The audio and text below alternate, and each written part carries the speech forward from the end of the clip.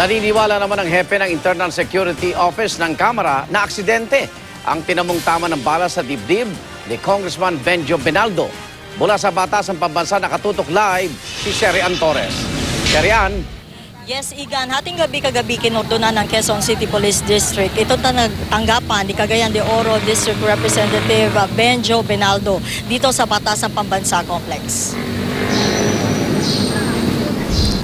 Sarado ang Room 512 sa South Wing Building ng Batasan Pambansa Complex, tanggapan ni Cagayan de Oro City Representative Benjo Benaldo.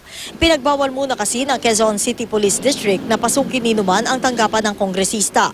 Hindi pa alam kung kailan ito maaaring buksan. Kwento ni House Internal Security Chief Antonio Collera, nakita niyang duguan si Benaldo habang buhat ng kanyang mga tauhan papuntang elevator. Hindi na raw noon makasagot si Benaldo sa mga tanong niya at tila nawalan na ng malay. Pero base raw sa mga nakausap niyang tauhan ni Benaldo, pati na ang security guard na tumulong magbuhat dito, malayo raw ang balitang nagtangkang magpakamatay ang kongresista. Based doon sa mga nakuha naming doon sa pinangyarihan, sa tingin ko walang mag-suicide kung may mga kasama kang staff na doon sa loob eh. Sa tingin ko nga baka accidentally nalaglag yung baril.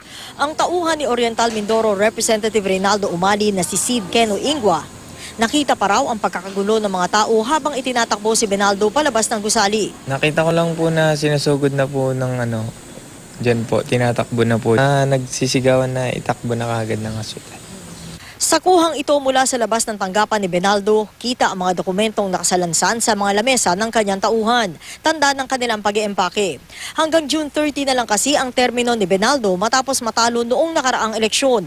Lahat nakaayos, maliban na lang sa isang silyang wala sa tamang pwesto at plastic cup na nasa sahig.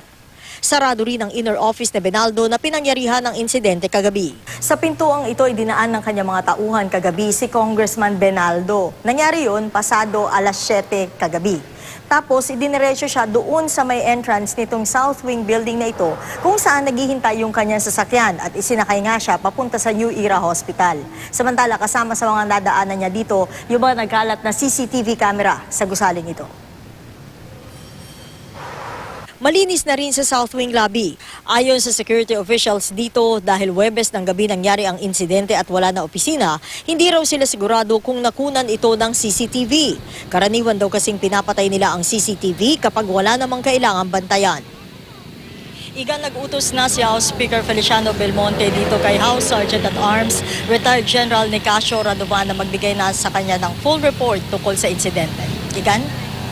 Sherry Ann, yung CCTV, patay ba o bukas ng mga oras na yon? Yun, Igan, ang hanggang ngayon hindi pa rin masagot ng mga security officials ng House of Representatives na tinawagan natin kanina. Kasi nga daw, ngayon ay walang pasok dito sa House of Representatives, no? At ang chinecheck nila ngayon ay kung yung mga staff nila na natira kagabi ay nag-ooperate at nagmo-monitor nga doon sa CCTV dahil hindi nga raw ito laging gumagana, Igan? Kagabi ba si congressman lang ang nandun sa Batasan Pambansa at wala na ibang congressman?